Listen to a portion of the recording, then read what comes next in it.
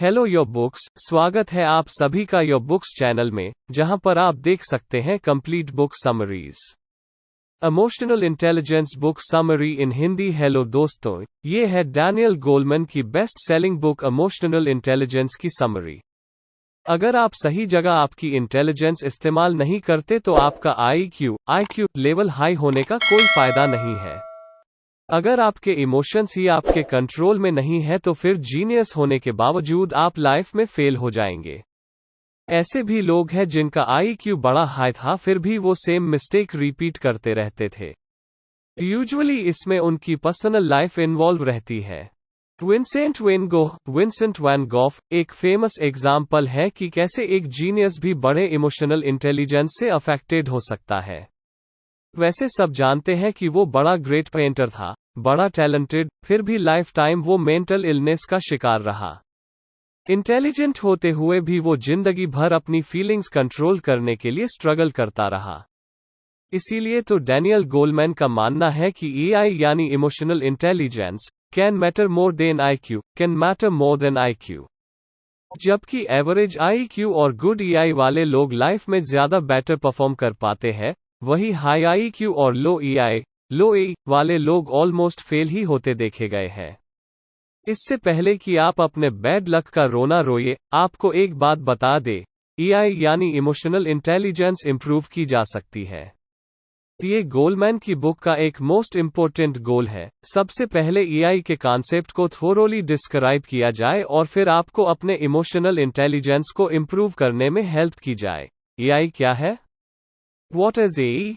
Author ने इस complex concept को 5 डिस्टिंक्ट डोमेन्स में डिवाइड किया है। 1. नोइंग वन्स इमोशंस, अपने इमोशंस को पहचाने। Knowing one's emotions EI self reflection से स्टार्ट होता है। अगर आप सच में अपना इमोशनल स्टेट जानना चाहते हैं तो सबसे पहले अपना माइंड शांत रखें, कुछ टाइम खुद को रोजमर्रा के शोर-शराबे से दूर रखें। एक बार जब आप ऐसा कर लेंगे तो सेम चीज माइंड के साथ भी करें।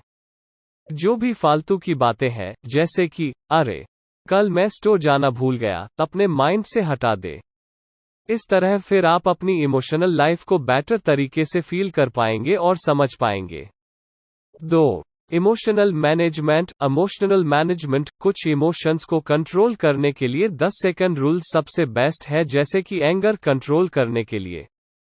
इसकी एक्सरसाइज करने के लिए सबसे पहले तो एंगर के सिम्पटम्स क्या है ये जान लो, जैसे कि गुस्से में हमारी मसल्स टेंस हो जाती है, और जब आपको ऐसा लगे तो आराम से बैठ जाओ और स्लोली 10 तक काउंटिंग करो। ये बेशक आपको काफी कॉमन सी एक्सरसाइज लगेगी, लेकिन है ये बड़ी इफेक्टिव। कई सारे साइकोथेरेपिस्ट इसे अपनी डेली प्रैक्टिस में खुद यूज करते हैं और दूसरों को भी बोलते हैं।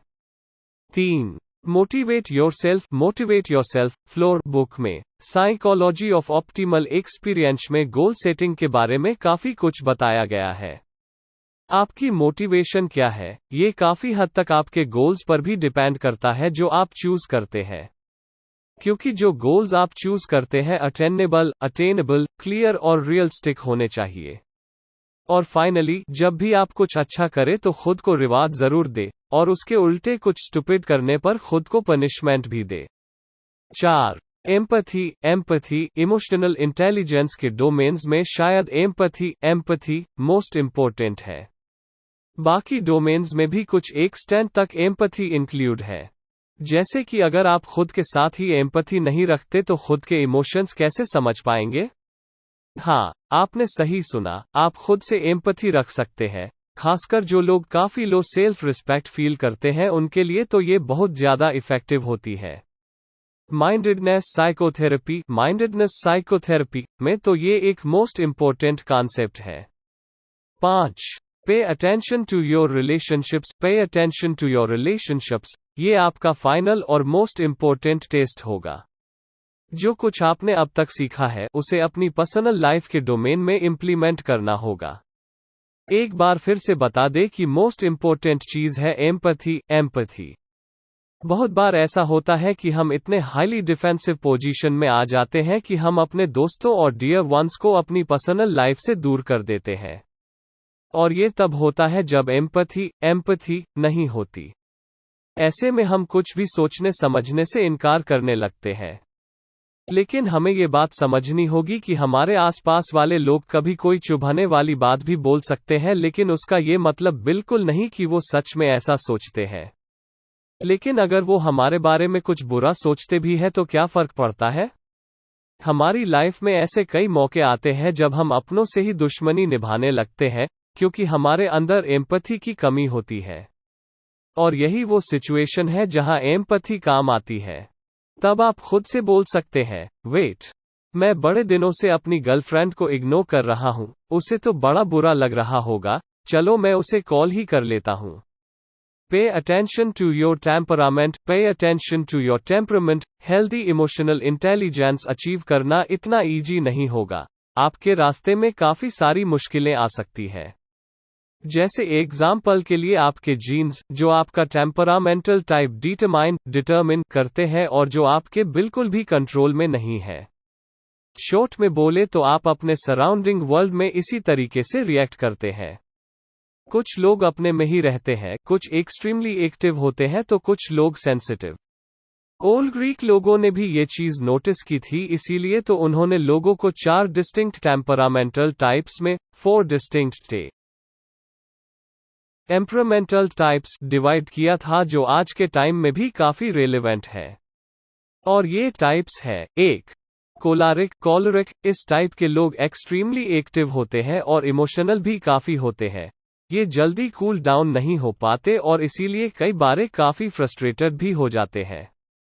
शॉर्ट में बोले तो इन लोगों के साथ डील करना इजी नहीं है, लेकिन फिर भी लोग इन्हें पसंद करते क्योंकि इनका एनर्जी लेवल काफी हाई रहता है। 2. सैंगुइन। एक तरह से ये लोग कोलारिक्स टाइप के ही होते हैं, क्योंकि ये भी उनकी तरह एक्टिव और एनर्जी से भरपूर होते हैं। लेकिन ये जल्दी काम डाउन हो जाते हैं।